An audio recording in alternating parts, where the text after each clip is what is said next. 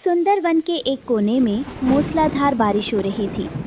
रानो चिड़िया अपनी बूढ़ी माँ, बेटे कुकू और बेटी गुड़िया को अपने पंखों में समेटे एक घने पेड़ की ओट में बैठी रो रही थी। उसके पति टुन्नू चिड़े ने शहर की एक अमीर चिड़िया के चक्कर में आकर अपनी बीवी रानो चिड़िया और मासूम बच्चों को घर से धक्के मारकर निकाल दिया था। माँ, आप चिंता मत करो, जब तक मेरे शरीर में जान है मैं अपने बच्चों और आपको भूखा नहीं सोने दूंगी। भले ही उसने हमें घर से निकाल दिया, लेकिन भगवान तो देख रहा है ना। बेटी, मुझे अपनी चिंता नहीं है, पर इन मासूमों का क्या कसूर था?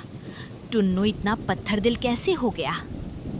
माँ, मुझे भूख लगी है। पापा ने हमें क्यों भगा दिया? क्या हम अब कभी अपने घर नहीं जाएंगे? भैया रो मत, हमारी माँ है ना, वो हमारे लिए कुछ ना कुछ खाने को जरूर लाएगी। अगले ही दिन से रानो ने हिम्मत जुटाई और जंगल के अमीर पक्षियों जैसे मीठी तोती और लूसी कबूतरी के घरों में झाड़ू पोछा और बर्तन साफ करने का काम शुरू कर दिया। जो थोड़े बहुत दाने या पैसे मिलते, उससे वो किसी तरह अपने परिवार का पेट पालने लगी। दिन बीतते गए, पर अचानक एक रात सुंदर वन में इतिहास का सबसे भयानक तूफान आया। तेज हवाओं ने पेड़ों को उखाड़ फेंका, सारे फलदाना बह गए, जंगल में अकाल पड़ गया। हर पक्षी भूख से बेहाल था। रानो को कई दिनों से कोई काम नहीं मिला था। इसी बीच भूख और ठंड के कारण रानो की बूढ़ी माँ की तबीयत बहुत खराब हो गई। वो बेहोश हो गई। रानो रोती हुई डॉक्टर तोताराम को बुलाकर लाई। डॉक्टर अंकल, देखिए ना, माँ को क्या हुआ है? ये अपनी आंखें क्यों नहीं खोल रही? रानो, तुम्हारी माँ की हालत बहुत नाजुक है। भूख और कमजोरी ने इनके शरीर को खोखला कर दिया है। अब इन्हें कोई साधारण दवा ठीक नहीं कर सकती। तो कोई तो उपाय होगा डॉक्टर अंकल। एक ही उपाय है रानो।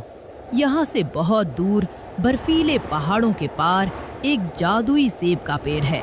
अगर तुम्हारी माँ को उस पेड़ का एक चमत्कारी सेब मिल जाए तो वो तुरंत ठीक हो सकती हैं।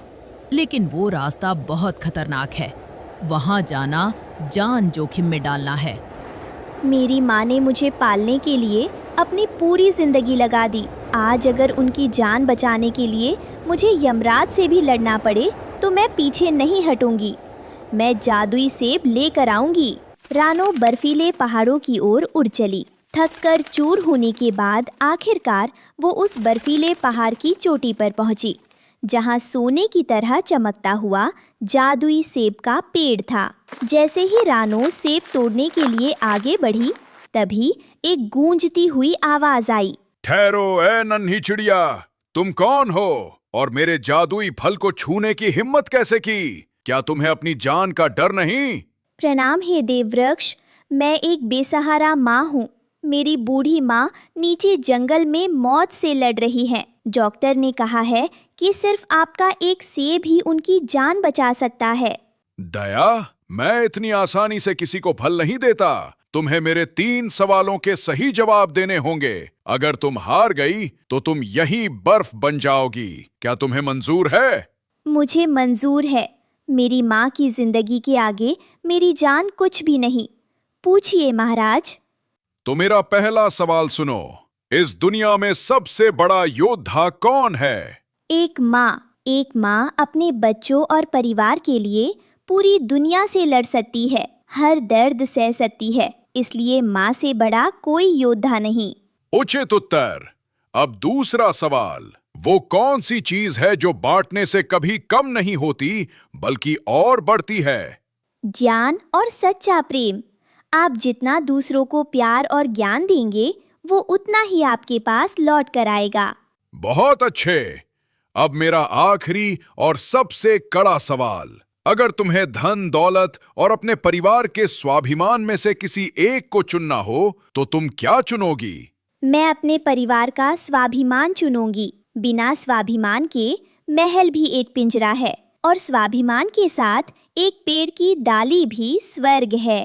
धन्य हो रानो चिड़िया। तुम्हारी ममता, तुम्हारी बुद्धिमानी और तुम्हारे संस्कारों ने मेरा दिल जीत लिया। तुम परीक्षा में सफल हुई। ये लो जादुई सेब, इससे तुम्हारी माँ तुरंत भली चंगी हो जाएंगी। पेड़ से एक बड़ा चमकदार लाल सेब टूटकर रानो के सामने गिर गया। और सुनो रानो, तुम्हारे पास रहने को घर नहीं है ना? मैं तुम्हें एक छोटा सा जादुई सेब देता हूँ। जब तुम अपनी सूखी डाली पर जाकर इसे रखोगी तो ये एक आलीशान जादुई सेब के घर में बदल जाएगा, जहां तुम्हें कभी भूख और दुश्मनों का डर नहीं रहेगा। आपका कोटि कोटि धन्यवाद हे देव। आपने मेरे परिवार को जीवन दान दे दिया। रानो अपनी चोंच में बड़ा जादुई सेब और अपने पंजों में छोटा जादुई सेब का घर दबाकर तेजी से सुंदरवन की तरफ वापस उड़ रही थी। लेकिन तभी रास्ते के एक घने पेड़ पर बैठे कालू कौवे और उसके दोस्त जग्गू कौवे की नजर उस चमकते हुए सेब पर पड़ी। अरे जग्गू, देख देख, वो रानो चिड़िया की चोंच में क्या है? वो सेब तो सोने की तरह चमक रहा है। हाँ भाई कालू, ये तो कोई साधारण सेब नहीं लगता। इसे खाकर तो हम अमर हो जाएंगे। चल, इससे छीन लेते हैं। दोनों कौवे काव काव करते हुए रानो के आगे आकर उड़ने लगे और उसका रास्ता रोक लिया। ए रानो चिड़िया, रुक, कहाँ भाग रही है? ये चमकीला सेब चुपचाप हमारे हवाले कर दे, नहीं तो तेरे पंख नोच डालेंगे। नहीं, ये मेरी माँ की दवाई है। दूर हटो मेरे रास्ते से। अरे बढ़ियाई माँ की दवाई वाली, चुपचाप दे इसे। जग्गू कौवे ने रानो के पंख पर चोंच मारी। रानो दर्द से करा उठी, लेकिन उसने सेब को नहीं छोड़ा। उसने हिम्मत नहीं हारी। हे जादुई सेब, मेरी रक्षा करो, मुझे मेरी माँ तक पहुँचना है। जैसे ही कालू कौवे ने दोबारा रानो पर हमला करने के लिए हाथ बढ़ाया, जादुई सेब से एक बहुत तेज लाल रोशनी निकली। हाँ, अरे बाप रे, मेरी आंखें, मुझे कुछ दिखाई नहीं दे रहा। जग्गू, भागो कालू भाई, इस चिड़िया के पास कोई जादुई शक्ति है, हम अंधे हो जाएंगे। दोनों कौवे डर कर भाग खड़े हुए। रानो घर पहुंची। माँ की सांसें बहुत धीमी चल रही थी। रानो ने तुरंत जादुई सेब का एक टुकड़ा तोड़कर माँ के मुंह में डाल दिया। जैसे ही जादुई सेब का रस बूढ़ी माँ के गले से नीचे उतरा, उनके चेहरे पर रौनक लौट आई। अरे रानो, कोको, गुड़िया, मुझे क्या हुआ था? अब तो मुझे बिल्कुल दर्द नहीं है और ऐसा लग रहा है जैसे मुझ में जवानी जैसी ताकत आ गई हो। नानी माँ ठीक हो गई। नानी माँ ठीक हो गई। माँ, तुम दुनिया की सबसे अच्छी माँ हो। माँ, ये सब इस जादुई सेब का चमत्कार है। और देखो, जादुई पेड़ ने हमारे रहने के लिए ये छोटा सेब भी दिया है। रानो ने उस छोटे सेब को जमीन पर एक साफ जगह पर रख दिया। देखते ही देखते वो छोटा सा सेब बड़ा होने लगा। वो एक बेहद खूबसूरत 2 मंजिला लाल सेब के घर में बदल गया। उसमें सुंदर खिड़कियां, एक छोटा सा दरवाजा और अंदर आराम करने के लिए मुलायम घास के बिस्तर थे। घर के अंदर से मीठी मीठी सेब की खुशबू आ रही थी। सबसे बड़ी बात ये थी कि उस घर की दीवारों से हमेशा खाने के लिए मीठे और ताज़े सेब निकलते रहते थे, जिससे उन्हें कभी भोजन की कमी नहीं होने वाली थी। वाह माँ, ये घर तो बहुत सुंदर है। अब हमें कोई धूप और बारिश में बाहर नहीं निकालेगा। बेटी, तेरी ईमानदारी, सब्र और मेहनत का फल भगवान ने तुझे दे दिया। अब हम यहाँ हमेशा खुश रहेंगे।